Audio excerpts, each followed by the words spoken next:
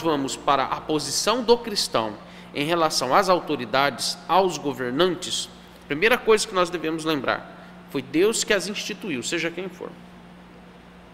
O Salmo 20, então, está nos levando à relação do cristão com as autoridades. Como é que nós deveríamos tratar as autoridades? Como é que nós devemos agir em relação às autoridades? Talvez alguns pensem que a gente deveria desprezar, como os ímpios fazem, desprezar as autoridades, né?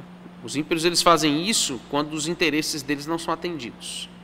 E aí existe aquela premissa de que os governantes, eles foram eleitos, vamos pensar no contexto democrático, os governantes, eles foram eleitos exatamente para representar a vontade do povo, certo? Em certa medida, sim, mas em outra medida, não.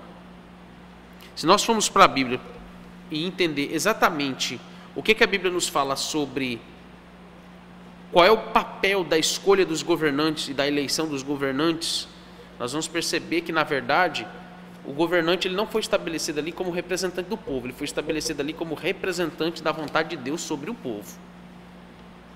Nesse sentido, eu não estou querendo aqui anular o processo democrático na relação povo e governantes e as autoridades. Existe uma questão comum na relação autoridade, governantes e o povo. Então, o que há em comum no processo de governar um povo, uma nação? Leis, preceitos. Esse é o ponto comum. Então, tantos indivíduos que formam essa sociedade, como as autoridades que são escolhidas dentre esses indivíduos, todos eles estão debaixo da autoridade de leis, de preceitos, de mandamentos. Então, pensando como cristão, a ideia de nós desprezarmos as autoridades como os ímpios fazem, porque os interesses deles não são atendidos, isso é pecado. Nós não podemos fazer isso. Outra opção, alguns dizem que a melhor opção seria nós, como cristãos, sermos indiferentes a essas autoridades. Se nós não podemos reagir contra elas, não podemos odiá-los, não podemos desprezá-los, talvez a opção seria então, vamos ficar alheio a isso é problema deles, nós não vamos nos envolver com as questões que envolvem os problemas sociais, políticos e econômicos do nosso país. Essa é uma opção também errada, porque é um outro extremo, a indiferença também é pecado contra Deus, porque foi Deus, repito, que instituiu os governantes, e através desses governantes civis, Deus, ele governa sobre nós. Então, o Salmo 20, ele está nos dando uma direção aqui.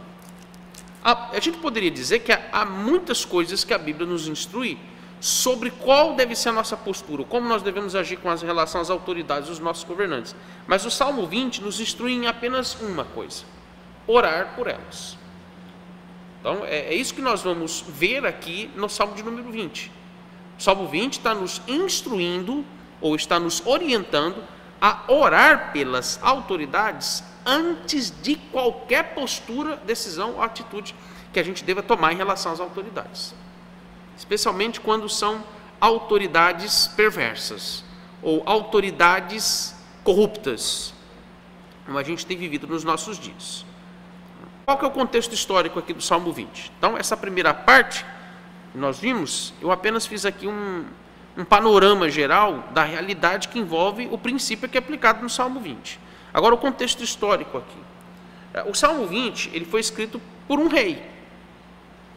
O Salmo 20, ele é uma instrução de como e o que devemos orar em relação às autoridades. Devemos orar por elas, desejar o bem delas. Mas é interessante ver que quem escreve e quem encoraja um povo a orar pelo seu rei é o próprio rei. Então nós temos aqui o rei Davi, ele está aqui, o intuito dele aqui não apenas é ensinar, mas o intuito dele aqui é encorajar o povo de Israel. Ele estava encorajando o povo de Israel a orar pelo seu rei, como também por todas as outras autoridades que estavam investidas em nome dele. Então o povo de Israel, como é que era a época que o povo de Israel vivia? Eles viviam em constante guerra, eles viviam em constantes conflitos. Você pega a história do povo de Israel, você vai ver que poucos momentos, ou raros momentos, é que eles tiveram paz. Mas eles sempre estiveram envolvidos em conflitos, em guerras, até os dias de hoje. Então Israel era cercado de inimigos de todos os lados, como ainda é hoje. E sempre que eles necessitavam de defender o seu território e as suas famílias, o que eles faziam?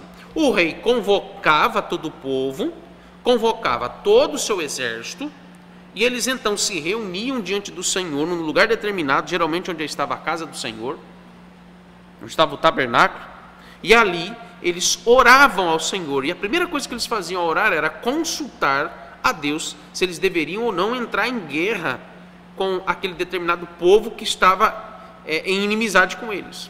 Se Deus desse uma resposta positiva, se Deus dissesse sim, então todo o povo, já reunido perante Deus, perante o rei e o seu exército, eles então todos ofereciam ali, obviamente pela mediação do sacerdote, ou dos sacerdotes e também dos levitas, eles ofereciam sacrifícios a Deus, e eles todos oravam exatamente as palavras aqui do Salmo 20. Então Davi fez um hino, ou compôs um hino, obviamente isso aqui é um hino inspirado, é uma oração inspirada, e o povo de Israel, eles então, todos juntos, oravam este hino aqui, eles cantavam este hino como uma oração de intercessão em favor do rei, todas as vezes que eles iam entrar em guerra com os seus inimigos. Tá? Então, o que nos é ensinado aqui, de modo geral, no Salmo 20, é que a igreja ela deve orar sempre, não é apenas em alguns momentos, mas sempre a igreja ela deve orar pelos seus magistrados e as autoridades de modo geral, seja quem for estas autoridades. Tá? Então, orar por eles aqui não é uma questão opcional, mas é um dever de consciência de todo cristão, porque o cristão ele não pode fazer acepção de pessoas e de questões meramente pessoais. Então veja aqui, que eu não estou dizendo que a gente deve compactuar com todas as ideologias ou com a agenda perniciosa de muitos desses governantes ou desses que se candidatam a cargos ou pleiteiam cargos no governo do nosso país, ou que a gente também deve ficar alheio a isso. Não é isso que eu estou dizendo. Mas a nossa postura diante de situação como essa, inclusive, de situações difíceis, que envolvem questões delicadas, de uma agenda que vai contra os preceitos cristãos, de algum governante, é mais do que oportuno a gente orar para que eles sejam tomados de discernimento, sejam tomados de ponderação, eles sejam tomados de bom senso e juízo quanto aos seus planos e projetos de governo. Né? Exatamente. Só quem vai resolver é Deus. É a soberania de Deus que conduz o coração do povo e é a soberania de Deus que conduz o coração do governante. Tá? Então,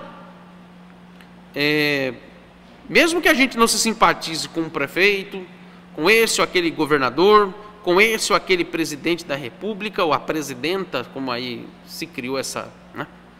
Seja quem for, ainda assim está mais do que claro para nós nas Escrituras o mandamento de nós orarmos pelos nossos governantes, sejam eles quem for. Agora eu tenho aqui duas perguntas que a gente precisa responder diante do Salmo 20, para a gente entender aqui a divisão e também entender o esboço do Salmo 20. Tá? Diante disso aqui que a gente acabou de observar aqui, de ponderar, nós temos duas perguntas para serem respondidas.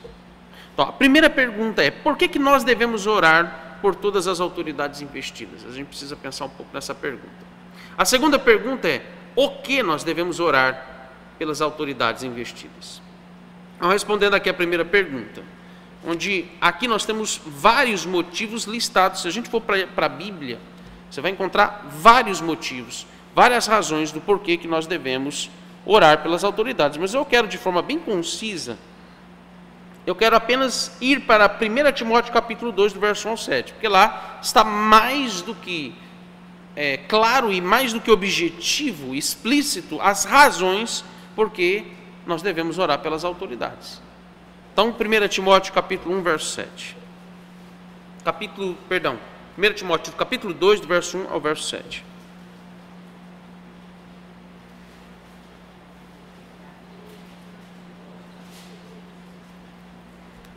Timóteo capítulo 2, do verso 1 ao 7. Olha o que ele diz. Do verso 1 ao verso 7. Capítulo 2, do 1 ao 7. Antes de tudo, pois, exorto que se use a prática de súplicas, orações intercessões, ações de graça em favor de todos os homens, em favor dos reis e de todos os que se acham investidos de autoridade, para que vivamos vida tranquila e mansa, com toda piedade e respeito. Isto é bom e aceitável diante de Deus, nosso Salvador, o qual deseja que todos os homens sejam salvos e cheguem ao pleno conhecimento da verdade. Porquanto há um só Deus e um só mediador entre Deus e os homens, Cristo Jesus, homem, o qual a si mesmo se deu em resgate por todos, testemunho que se deve prestar em tempos oportunos.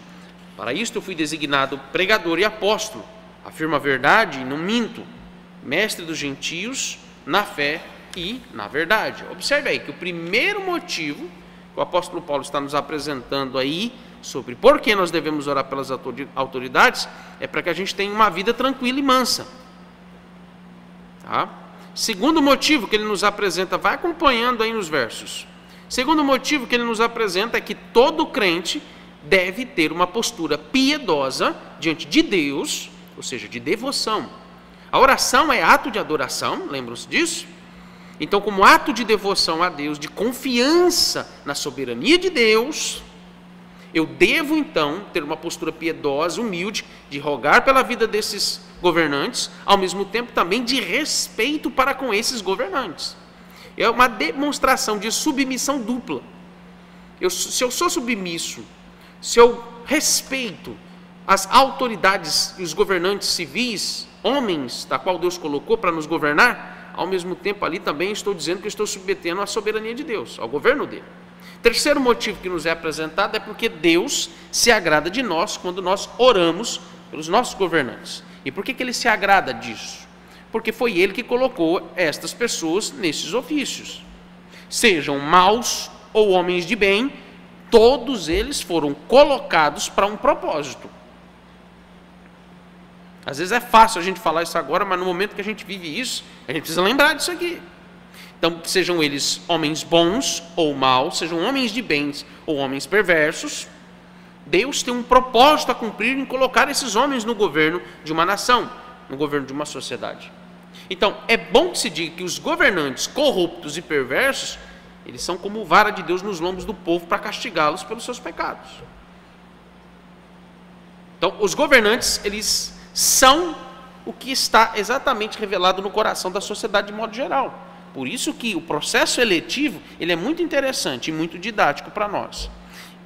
Quem o povo escolhe é exatamente aquilo que o povo quer.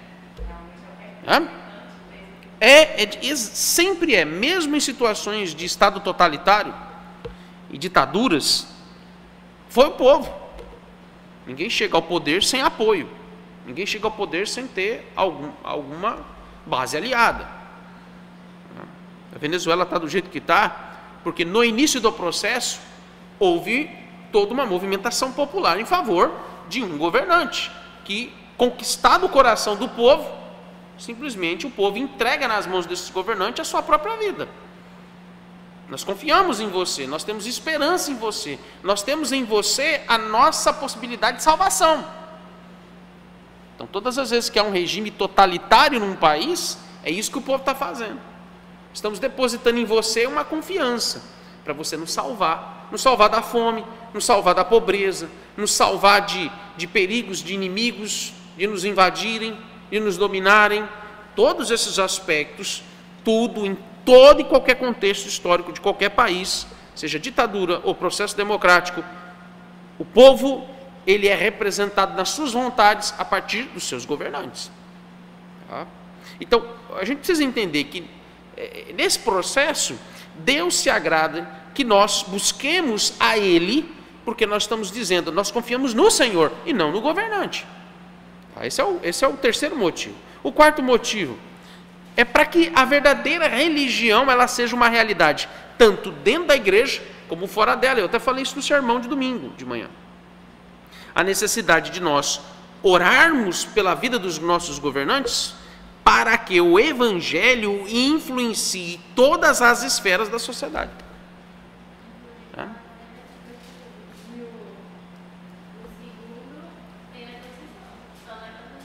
Exatamente. O quinto motivo que ele nos exige aí, orarmos pelas autoridades, é que eles devem reconhecer a soberania de Deus no exercício do seu mandato. Deveriam. Muitos, se não dizer que a grande maioria, não reconhece. Sexto motivo que o apóstolo Paulo apresenta é que nós devemos orar pelos nossos governantes.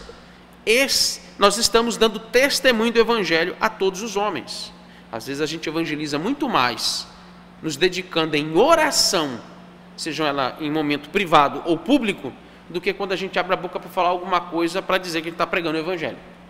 Às vezes você prega mais o evangelho em determinados momentos, quando a gente primeiro ora ao Senhor e roga ao Senhor para que converta o coração dos representantes do nosso país, do que se a gente falasse alguma coisa ou fizesse alguma crítica, por mais que isso seja, nós tenhamos razão se fosse relevante. Sim. Deus já determinou todas as coisas. Sim.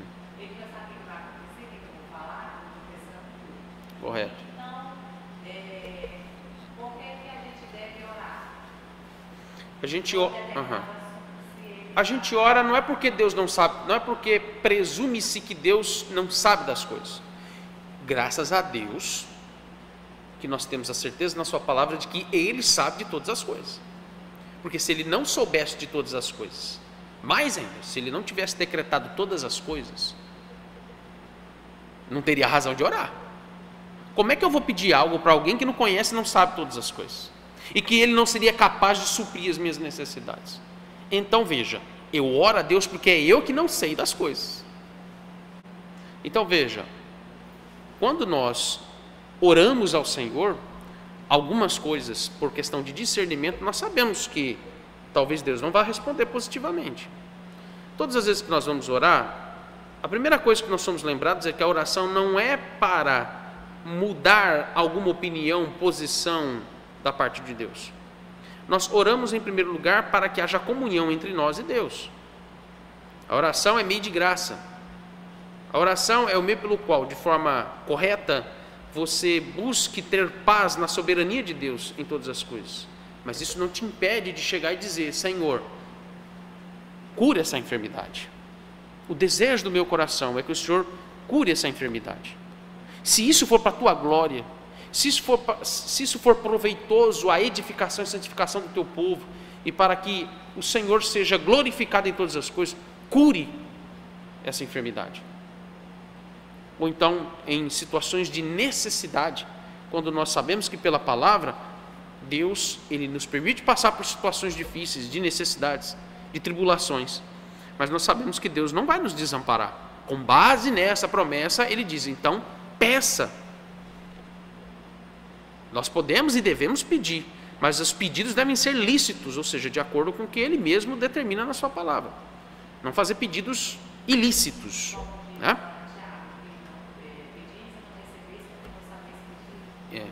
E pedis mal. E ele diz que a razão disso, a fonte de não saber pedir, é porque os homens são egoístas, avarentos, arrogantes, soberbos, eles são cobiçosos. Ele diz: qual é a origem das guerras? Tem tudo a ver aqui, com questão de nação, governante. Qual a origem das guerras? Por que há guerras no mundo? Porque o homem, ele cobiça, porque o homem, ele é egoísta. E no seu coração, ele vai pedir aquilo que é da satisfação do seu coração. Então observe que, aí, o ponto aqui do Salmo 20, quando a gente fala: Senhor, converta o coração de tal governante. Se pelo discernimento é possível perceber que aquela pessoa aquele governante é um ímpio ou uma ímpia, que demonstra que na sua vida não haverá conversão, isso é possível às vezes perceber. Não quer dizer que vai acontecer assim, mas é possível ter a percepção de que aquela pessoa demonstra ser irreversível sua posição e sua convicção, de que ela não admite Cristo como seu Salvador, e ela não é temente a Deus. Então, nesse sentido, nós somos orientados a orar, pedindo que Deus haja de misericórdia, converta o coração dela, ou, se não for da vontade de Deus a conversão, que Deus então atire do nosso meio, que Deus faça justiça. As orações imprecatórias são para isso, né? Agora, eu parei no qual quinto motivo, já falei. Sexto motivo ao orarmos pelos nossos governantes, nós estamos dando testemunho do Evangelho a todos os homens. Sétimo motivo. Paulo então nos lembrando que também é sempre oportuno orar por eles, para que a nossa fé ela seja exercida no Senhor Jesus e não neles. Né?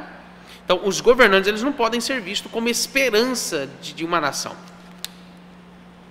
A gente está passando por esse problema hoje, atualmente. Independente de se é direita ou esquerda que é eleita. Né? Então, a nossa esperança ela deve ser depositada em Cristo, que é o supremo governante da sua igreja, e não em homens.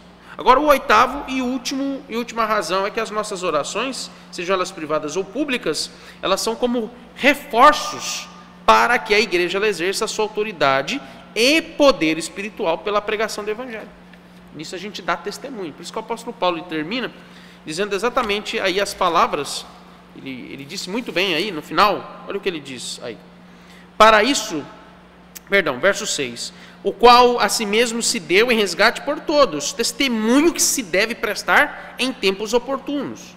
Para isso eu fui designado pregador e apóstolo. É expressão de ofícios. A igreja ela exerce autoridade e poder sobre a terra, mas é uma autoridade e poder espiritual. E por isso que ele está dizendo, eu sou pregador e apóstolo, afirmo a verdade e não minto, mestre dos gentios na fé e na verdade. Tá? Agora, respondendo a segunda pergunta, sobre o que nós devemos pedir nas nossas orações pelos governantes. Então agora isso aqui, vamos para o Salmo 20, isso aqui está muito claro no Salmo 20. Em cada um desses versos nós temos aí o que nós devemos pedir em nossas orações pelos governantes. Tá? Então rapidamente, primeiro eu quero mostrar a vocês como que está aí a estrutura geral do Salmo 20. Tá? Então nós temos 3 divisões aqui. Nós temos 3 partes aqui na divisão do Salmo 20. Então, inicialmente aí, vamos de novo lembrar o contexto dessa oração aí. É uma situação que envolve guerras e conflitos. Esse é o contexto do povo de Israel. Então, é uma oração. Como é que a gente pode extrair isso aqui como aplicação para nós? É uma oração em tempos difíceis e tensos para o povo de Israel. Então, o que isso nos ensina? Isso aqui nos ensina que o momento mais oportuno para orarmos pelas nossas autoridades é quando nós estamos passando por tempos difíceis. Então, em vez de nós irmos, por exemplo, às ruas para fazer aglomeração tensa de pessoas, para fazer manifestações com palavras de ordem contra as autoridades, isso é muito comum hoje nos nossos dias, nós como cristãos devemos ter uma postura diferente. Nós devemos correr à presença de Deus e pedir que Ele socorra os nossos governantes, para que Deus dirija o coração deles, para que eles tomem decisões sensatas e sábias em situações difíceis. Isso é que é importante aqui, nós lembrarmos. A postura de um cristão sempre tem que ser diferente da dos ímpios. Tá? Agora então, qual é a primeira parte dessa oração? Como é que o salmista ele instrui o povo a orar dessa forma? Primeira parte da oração aí, dos versos 1 ao 5. Dos versos 1 ao 5, aqui nós temos uma oração antes da batalha. Vamos pensar, essa oração é para a batalha. É uma oração em prol do rei e dos seus exércitos, porque eles vão para a batalha defender o seu povo. Aqui já nos mostra e nos ensina qual é o papel do governante. Qual é o papel do governante? Além de representar a vontade de Deus sobre o povo, é papel do governante defender o povo dos seus inimigos. Um bom governante, ele sempre lembra que ele está ali para defender o povo dos seus inimigos. Isso aqui é interessante do que diz respeito ao Salmo 20. Então a primeira parte, eles oram pelo governante lembrando, Senhor, seja com o rei na batalha, seja com o rei nessa guerra, ouça as suas orações, protejam, livra-o do mal, aceite os seus sacrifícios e favoreça o nosso rei, o teu servo, para que ele seja vitorioso. Agora a segunda parte da oração, no verso 6 agora. Nós temos uma declaração de confiança na oração. Eles têm certeza da vitória que Deus vai dar ao seu rei. Não por causa da habilidade, da força ou do poder de influência política ou militar que esse rei exerce. Mas porque o rei, ele é temente a Deus. Tanto o rei como o seu povo, eles temem a Deus. Olha que interessante, isso aqui tem até uma relação pactual. Tá?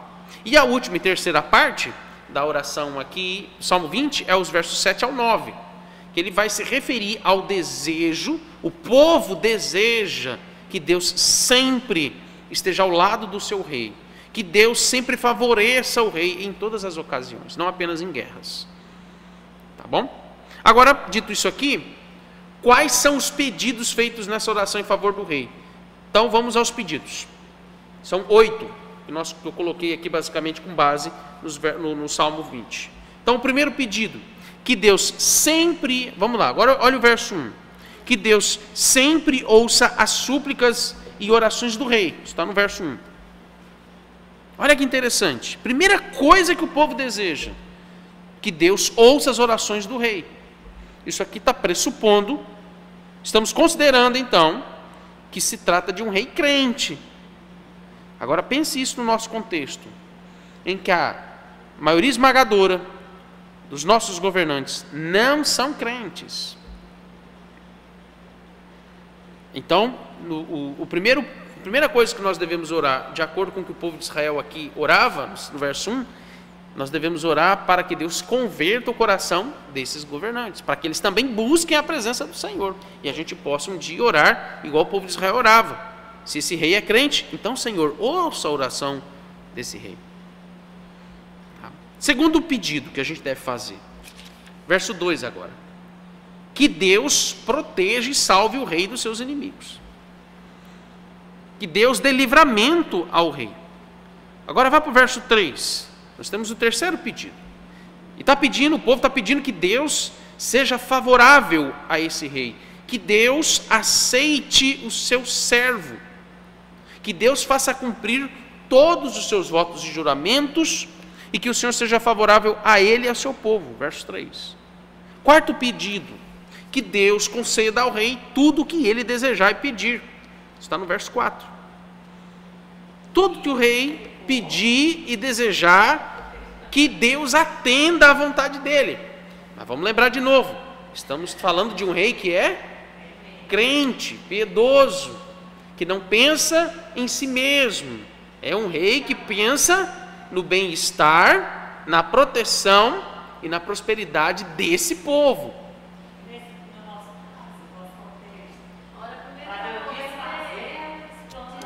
Segura aí que depois eu vou entrar nesse ponto. Quinto pedido, você vê que a coisa está começando a complicar quando se trata de nós. Repito, nós estamos falando de um povo que é diferenciado de todos os outros povos da terra no período da Antiga Aliança.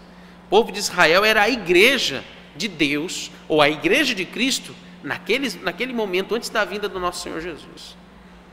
Então, a igreja está orando por um rei crente. Mas calma que nós vamos chegar lá. Então veja, nós temos aqui o quinto pedido, que Deus dê sempre vitória ao rei, e que nunca o rei venha cair em vexame, que ele nunca venha cair em vergonha e humilhação diante dos seus inimigos. Porque quando o rei ele é envergonhado, quando o rei é derrotado, quando o rei é colocado à exposição vexatória, vergonhosa, pública diante dos seus inimigos, não é só o rei que está sendo humilhado, ali todo o povo está sendo humilhado. Então, é o quinto pedido, que Deus dê sempre vitória ao rei, e que ele nunca caia em vergonha e vexame. Verso 5, isso aí. Agora, o sexto pedido, que os empreendimentos do rei sejam sempre bem-sucedidos. É o verso 6. Sétimo pedido, que o rei ele possa confiar na força, no poder e na soberania de Deus quando for lutar contra os seus inimigos. Em outras palavras, está dizendo aí que o rei confie, que o rei deposite sua confiança, sua fé no Senhor, que ele tenha o Senhor como seu Salvador, que este rei atribua a Deus todas as suas vitórias, para que Deus seja glorificado todos os dias na sua vida e na vida do povo. Versos 7 e 8 está dizendo isso aí. Oitavo pedido, agora é o verso 9. E eles terminam a oração dizendo que o rei seja sempre amado, que o rei seja sempre honrado, que esse rei seja sempre respeitado pelo seu povo, que esse povo sempre ame e deseje a prosperidade, a estabilidade e a longevidade desse rei, que ele governe por muitos e muitos e muitos anos. Na verdade, a tônica do verso 9, quando ele diz, ó Senhor, dá vitória ao rei, responde-no quando clamarmos, todo o teor do Salmo 20, agora vocês vão entender. E você compara e diz, está muito longe essa realidade do Salmo 20 para nós. Concordo, está muito longe. A perspectiva aqui desse cenário, desse quadro, está muito distante do que envolve a nação brasileira em relação aos seus governantes. Então, olha só que interessante. Por que que o salmista está orientando, instruindo o povo a orar, dizendo, Senhor, a tônica do Salmo 20 é, Senhor, nós confiamos no nosso rei. Essa é a tônica aqui. Senhor, nós queremos que o rei, queremos que esse rei, os desígnios dele, a vontade dele, tudo que ele desejar, que o Senhor faça, que o Senhor atenda todos os desejos do coração desse rei. Nunca a gente pode orar assim em relação ao nosso presidente da República, ao nosso Congresso, porque esses homens, o coração deles é enganoso e corrupto.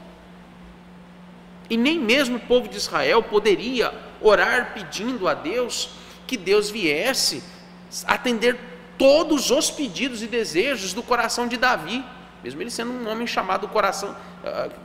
Davi foi considerado, segundo Atos capítulo 12, um homem segundo o coração de Deus. Porque se fosse segundo o coração dele, ele estaria no mesmo opróbrio, vergonha, vexame e humilhação que Saul. Agora, olha a coragem e a ousadia do povo de Israel.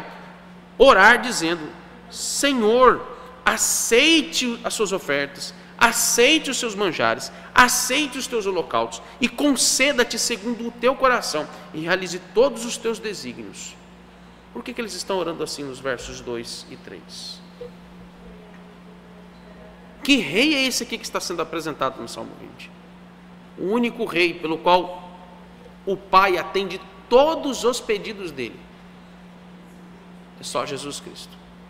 Então o Salmo 20 está nos apontando para a relação de um povo crente que ora pelos seus governantes, desejando que os seus governantes sejam guiados pela graça e pela vontade do reino de Deus, que é Jesus Cristo.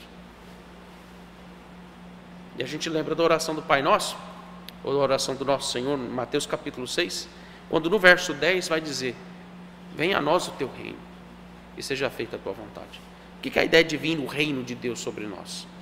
É que toda a vontade do Senhor seja manifesta através de todas as esferas da vida humana, através do Evangelho. Que Cristo reine sobre a sua igreja e que Ele use a sua igreja para influenciar a sociedade de modo geral. Então, onde o país onde o Evangelho ele tem predominância e ele tem maior influência no modo de vida desse povo, mais esse povo terá estabilidade, prosperidade e mais esse povo terá longevidade, será honrado por Deus. Ao contrário da mentalidade de outras ideologias que vão contra a palavra de Deus, como o socialismo, como o comunismo, que pressupõe a adoração ao Estado e não ao único e verdadeiro Deus. O Estado é o pai da nação, conforme a mentalidade comunista, socialista, né? O Estado é que vai dar tudo para vocês. Que é por isso que o socialismo, o marxismo e até o comunismo, né, dessas três vertentes, que resume-se nessa mentalidade de influência de Kant, Immanuel Kant, do iluminismo, do humanismo antropocêntrico, do século XVII para o XVIII, é que surgiu o chamado ateísmo moderno. Eles são ateus, eles não creem em Deus. A gente precisa orar. Qual é o problema do Brasil? O problema do Brasil não é de ordem política, econômica e social. O problema do Brasil é de ordem espiritual. O Brasil, apesar de ter influência do catolicismo romano, que em certa medida se chama-se cristão, em certa medida a gente pode considerá-los dentro da estatística como cristãos, mas ainda assim a nação brasileira ela é fundamentada na sua cultura, no seu modo de vida, na idolatria, no paganismo, no sincretismo religioso. A gente precisa orar pela conversão. O Salmo 20 nos deixa isso muito claro. Orar pela conversão dos nossos governantes. Orar para que o Evangelho tenha maior influência sobre a nossa nação. Mas a igreja também precisa orar para que haja avivamento, despertamento, arrependimento de pecados, e a igreja ela volte de novo à palavra. A igreja evangélica também está corrompida por essa mentalidade cultural, ideológica e religiosa pagã, sincrética e idólatra brasileira.